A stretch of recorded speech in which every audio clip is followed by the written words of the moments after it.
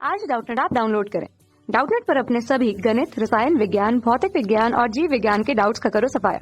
बस प्रश्न की फोटो खींचो, एक ही प्रश्न को क्रॉप करो और तुरंत वीडियो सोल्यूशन पाओ। अभी डाउनलोड करें। हेलो स्टूडेंट्स, प्रश्न है एक बैक्टीरियल कोशिका को मानव जीन द्वारा प्राप्त पुनर्योगज डीएनए द्वारा रूपांतरित किया गया।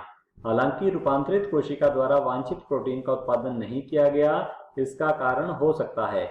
यहाँ पर हमारा जो वांछित स्टूडेंट प्रोटीन है उसका उत्पादन किया जाता है वांछित जीन जो कि मानव जीन है इसके द्वारा। तो हम यहाँ लिख लेते हैं मानव जीन दिया गया है और मानव जीन को प्रवेश करवाया गया है स्टूडेंट्स जीवाणुवीय कोशिका में, या जिसे कहा गया है बैक्टीरियल कोशिका।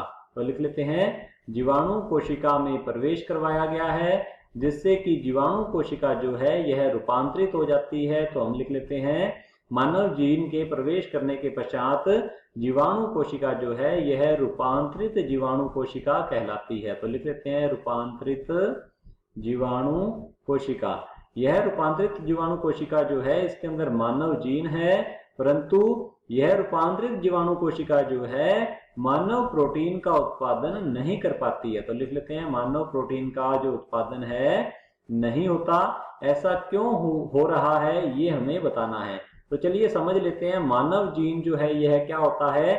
यह होता है यूकैरियोटिक जीन। तो हम यहाँ लिख लेते हैं यह यूकैरियोटिक जीन है मानव जीन जो है।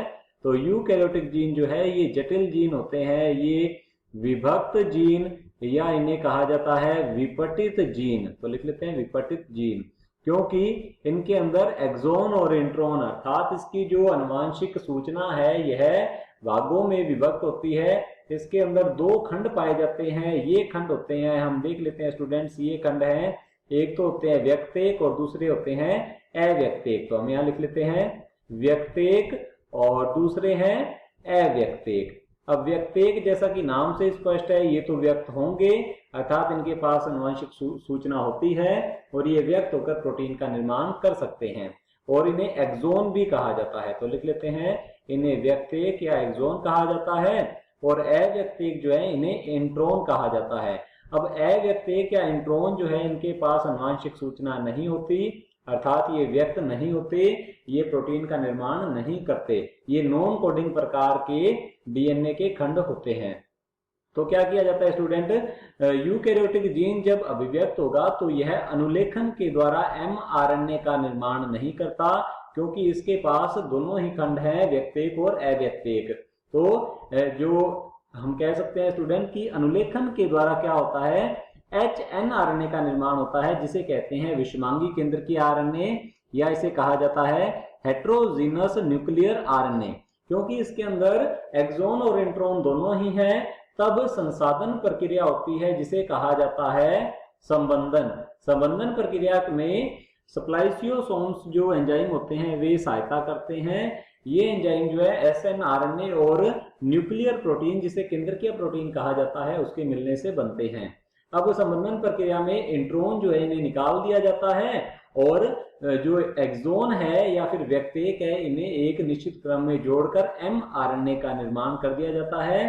तब एमआरएनए जो है यह न्यूक्लियर पोर या फिर केंद्रक छिद्र से बाहर आकर अनुवादन क्रिया के द्वारा प्रोटीन का निर्माण कर देते हैं। तो लिख लेते हैं अनुवादन के द्वारा क्या कर देंगे, ये प्रोटीन का निर्माण कर देते हैं। जबकि स्टूडेंट्स यदि हम जीवाणु कोशिका में बात करें तो जीवाणु कोशिका के जो जीन होते हैं वे प्रोकैरियोटिक जीन होते हैं, वे सतत जीन होते हैं। उनमें इस प्रकार की स्टूडेंट कोई भी गतिविधि जो है नहीं पाई जाती, उनके अंदर इंट्रोन नहीं पाए जाते, तो उनके अंदर जो संबंधन प्रक्रिया है यह भी नहीं होती। इसीलिए जो मानव जीन है यह जीवाणु कोशिकाओं में एक्सप्रेस या अभिव्यक्त नहीं होते, और इसी कारण मानव प्रोटीन का निर्माण भी नहीं होता, क्योंकि जीवाणु कोशिका में संबंधन प्रक्रिया नहीं होती, इंट्रोन नहीं हटाए जाते। तो चलिए देख लेते हैं ऑप्शंस की ओर।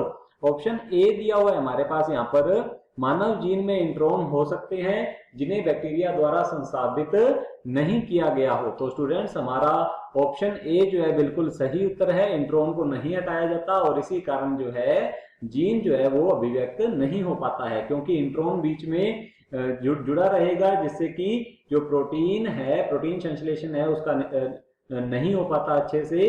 तो स्टूडेंट हमारा ऑप्शन ए जो है बिल्कुल सही उत्तर है। और ऑप्शन बी दिया हुआ है बैक्टीरिया और मानव के लिए अमीनो अम्लों के कोडोन अलग अलग होते हैं। तो स्टूडेंट्स ये बिल्कुल ही गलत है। कोडोन जो होते हैं, आनुवंशिक कोडोन या आनुवंशिक कूट जो है, ये सार्वभौमिक होते हैं, अर्थात प्रत्येक जीव में एक जैसे पाए जाते हैं। तो ये हमारा ऑप्शन जो है गलत है। ऑप्शन सी दिया हुआ है मानव प्रोटीन बनता है परंतु बैक्टीरिया द्वारा उसे विघटित कर दिया जाता है। तो स्टूडेंट्स ये भी गलत है, ऐसा नहीं किया जाता।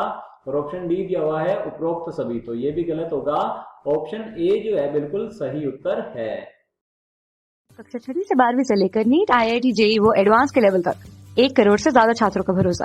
आज ही डाउनलोड करें डाउटनेट ऐप या व्हाट्सएप करें अपने सारे डाउट्स 8400 400 400 पर।